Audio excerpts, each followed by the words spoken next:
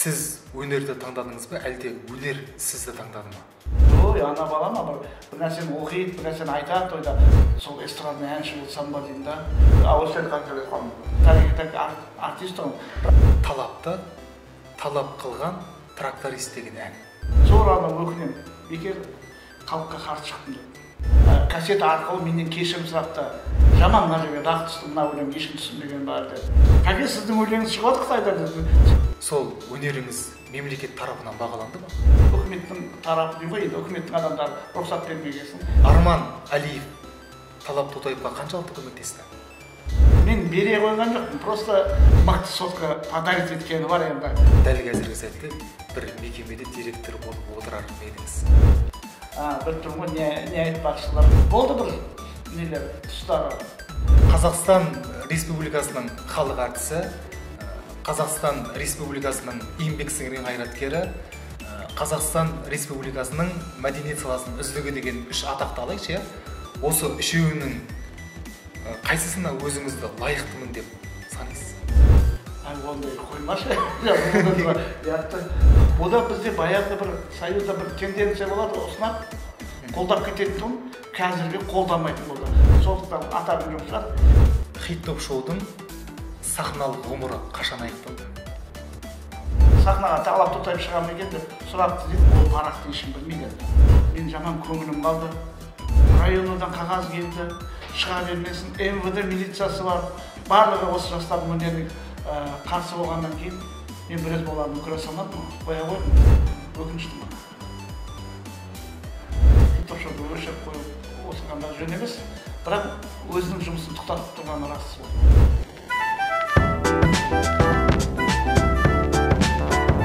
Қайырлы күн, қымбатты көрермен, Айжарқымен ашық сұхбат алаңы тағы да бір жаңа сұхбатты өздеріңізге ұсынады.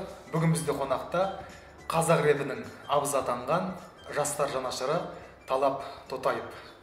Қош келдіңіз аға. Қош көрдім. Ашық сұхбатқа батылдық танытқаныңызға көп рахмет. Көңіл күйіңіз қалай? Көңіл күй керемет. Мына ауа райының суықтығы болмаса, ерекше бір қыс болып тұр. Көңіл күй керемет, тамаша бар. Сырттың суығы түсініктағы, іштегі суықты әңгіме қылайықшы бүгін. Мен бірден мына сұрағым келеді. Қазіргі жастардың бойындағы қандай кері тартпа қасиетке ішіңіз ашиды? Енді қазіргі бұрынғы жастар деген оғын болмайды ғой деймін, негізі өзіміз сөйтіп таңдап аламыз ғой. Өйткені бұрынғы жастар, қазіргі жастар айырмашылық жоқ, тәрбиеде айырмашылық болады. Сол жастар бойында жалқаулықта болады, еркелікте болады, тәрбіштік деп айтсақ болады. Және байлардың балдары мысалы шіреніп жүреді, біздің кезімізде бәрінің бірдей болған сонша ондай байқалмайтын еді ғой. Қазір түнде машина айдап, қуып жүретіндер, вот сол тәрбіштік деп айтамын. Енді барлығын таптай беруге болмайды, керемет жастар көп деп ойлаймын. Өзім жанашыр болғасын, шыны жанашыр болу керекпін. Сіз өнерді таңдадыңыз ба, әлде өнер сізді таңдады ма? Негізі өмір мені таңдады, дүниеге келсін деп кезінде. Одан кейін өнер мені таңдаған шығар, сен лайықтысың деп. Енді адам өнерлі болып тумайды ғой. Сол өнерді көреді де ғашық болады да, соған бейімделдім. Ал ол алдында өнердің таңдауы бар шығар деп ойлаймын. Мені таңдады. Содан кейін екеуміз бір-бірімізге кірісіп, гармония пайда болды деп ойлаймын. Талапты талап қылған тракторист деген ән.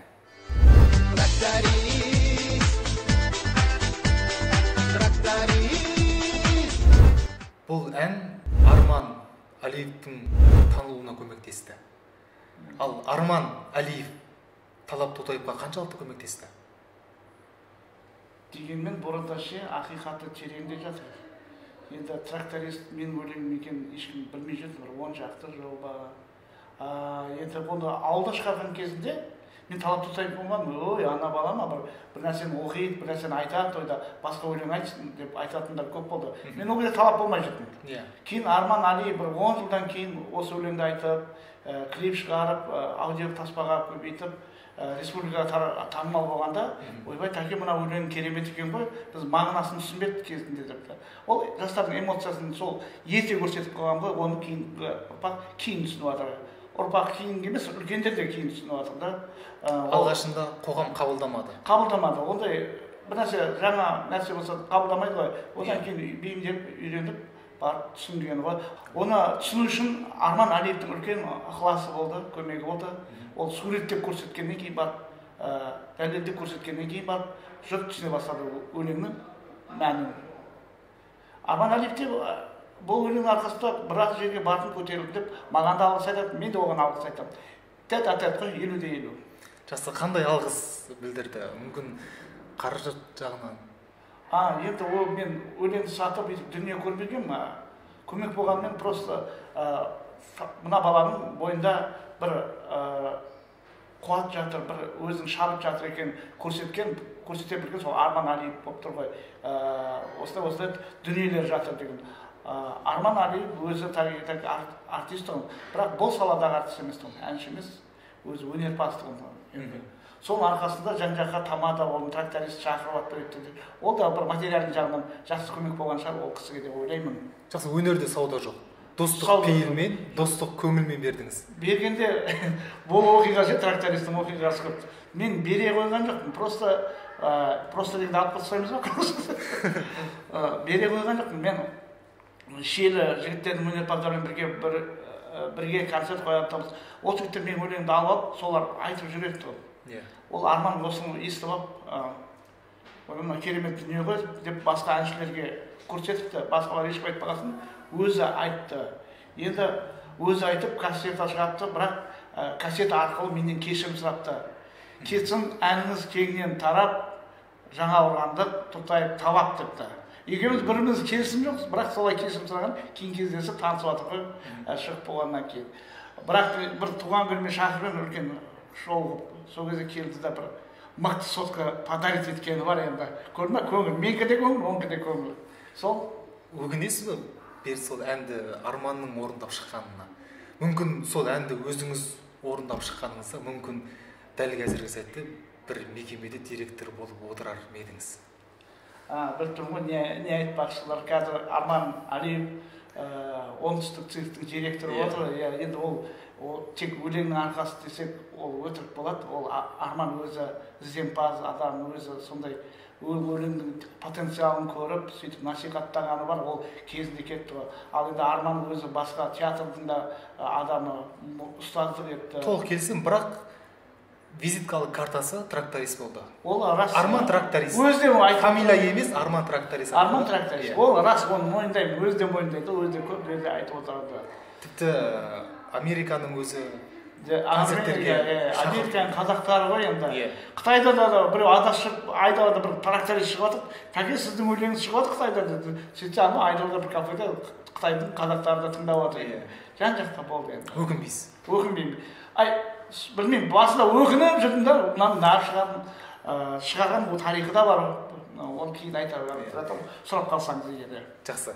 Кез келген өнер адамы еліктеу арқылы өзінің бойындағы булыққан өнерін қалыптастырады. Ал сіз кімге еліктедіңіз? Мен орыс мектебін оқығаннан кейін орысша өлеңдер көп тыңдайтын. Песня года болады, шетелдің нелері болады, соларды қатты қабылдайтын. Сол эстрадный әнші болсам ба деймін да, Кузьминді тыңдайтын, Макаревич деген бар. Сосын теледидардан орысша өлеңдер айтса, солар жаттап алып, сәл өзімнің ішіне айтып жүретін, соларға еліктеуге. Бірақ мен негізі шетелдің әндерін тыңдайтын, итальянский өлеңмен әнші болып шыға келдім бірінші. Рикки Эповери деген группа бар, сол өлеңдерін қазақшалап әріптерін жазып алдым да. СПТУ-да оқыдым ғой, СПТУ-да. Сол СПТУ-дағы ансамбльдегі жігіттермен танысып, жақсылап мына өлеңді айтып көрсетті, айтып көрдім. Сонымен әнші болып танылдым, ең бірінші итальянский әнмен. Соларға еліктеп, эстрада жұлдыздарына еліктеп, сахнаға келген орын бар. Жақсы. Ал өміріңізді өнерге арнап келе жатқаныңызға 30 жылдай уақыт болды. Сол өнеріңіз мемлекет тарапынан бағаланды ма? Енді бағаланбады десем өтірік болады. Жыл сайын өзімді мадақтама, грамота, дипломдарды алатын жақсы бағаланбады, ол да мін жоқ. Болды бір нелер, тұстары. Осы Аралға дейін, тағы тракторист оқиғасы ғой. Аралға дейін Жаңаарқандықта концерт қоюға барды. Шелде бастадым трактористті. сөйтіп бастаған. Бұл өлеңді біздің басшылар болғанда, акиматтағы басшылар бұл өлеңді кім қосты репертуарға деді. Шиелік жақсы қабылдады, олардың өзінің родной өлең болып кеткен ғой. Ары қарай Қазалыға дейін мен әшейін қастарында жүрдім, мені шығармайды. Жаман мына жерге дақ түсті, мына өлең ешкім түсінбеген бар деді. Сөйтіп Аралға дейін өлең айтпай қайтқаным бар, қоспады. Сол жылдары, шыққан жылдары, бір-екі жыл.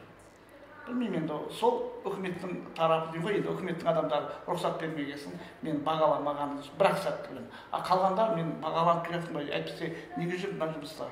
Жақсы, мемлекеттік атағыңыз бар ма?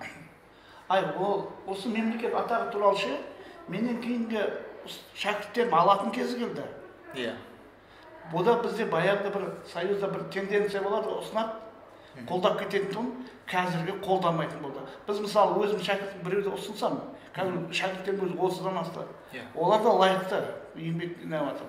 Бірақ бір барьер тұрады өзінде. Атаққа біз ұсынсақ бір жыл, бермесе біз қоя қоямыз. Біз ұсына беру сөздің нәтиже шығар. Мен ешкім ұсына бермеген шығар, енді сондықтан атағым жоқ шығар. Әйтпесе ерінбей, мен де біреуді ұсына берсем, мысалы сол атақ алады. Ол елеусіз қалмайды. Өзіміз бір-бірімізді бағалау керекпіз, ерінбеу керекпіз. Сол кезде атақ болады. Ол әйтпесе несіне ренжисің. Жақсы, мемлекеттік атақтан арыңыз таза. Иә. Қазақстан Республикасының халық әртісі, Қазақстан Республикасының еңбек сіңірген қайраткері, Қазақстан Республикасының мәдениет саласының үздігі деген 3 атақты алайықшы. Осы үшеуінің қайсысына өзіңізді лайықтымын деп санайсыз? Ондай қоймашы. Адам өзінің бағасын білу керек деп есептеймін. Мен Жаңаарқан аудан өнеріне еңбек сіңіргенде медаль берсе соған қуанам болды. Қазақстанды білмеймін енді. Халық басшысы бағалайды. Халық бағаласа болды. Жақсы. Кеше сахнаға талап тоқтап шығамын екен деп сұрапты дейді шәкіртім тоқтап. Соның өзі маған бір үлкен награда. Жақсы. Өнер білектің емес, жүректің ісі. Жүрек қалаған ісіңізге өкінген кездеріңіз болды ма? Өнерге ма? Осы қалаған, жүрегім қалаған. Жүрек қалаған ісіңізге өкінген кездеріңіз. Любой іске ма? Барлық салам. Кезі келген. Кез келген ісіңізге көңілің қалған дейсіз ба? Мен әскерде Грузияда болдым да, ол парақты ешкім білмейді енді. 9 сәуірде біздің 16 декабрь ол атады, мен әскерден кетіп батқанда 89 жылы 9 сәуірде площадьта болдым. Сол жерде мен әскерге бардымда площадьқа шығып жердегі халықты сәл басқаным дұрыс болмады деп ойлаймын, бірақ ол кезде приказ-тымын. Бірақ сол кезде де халықты біз жеңдік деп ойламаймыз, халық бізді жеңді, бірақ тапталып қалдық та солдаттар. Соған бекер бардым деп ойладым, бірақ бармайын десем приказ. Сондай оқиға болған. Сол арада өкінем, бекер халыққа қарсы шықтым деп. Мына бір сұрақ. Хит топ шоудың сахналық ғұмыры қашан аяқталды? Хит топ шоудың ғұмыры үзілді уақытша десек қалай болады? Өйткені хит топ шоу жастарға көбісіне трамплин болды. Осы 19 жылы мен жаман көңілім қалды. Хит топ шоуға көрермен келмейді, қатысушы жастар шақырсам келе алмаймыз, бізді жібермейді, ата-ана жібермейді, мектеп директоры жібермейді, райондан қағаз келді, шыға бермесін, МВД милициясы бар, барлығы осы жастардың өнеріне қарсы болғаннан кейін мен біраз олардың көре салмадым, қоя қойдым, сахна донкультарға жастар шақырмай-ақ қойдым. Тыныш болсын барлығы. 30 жылдық тарихы бар жобаның жабылуына көрерменді кінәлауға болмайды. Жаңағыдай сіз айтпақшы, қоғам басшылардың бұйрығымен мүмкін осындай үзіліске келіп отырсыз. Өкінішті ма?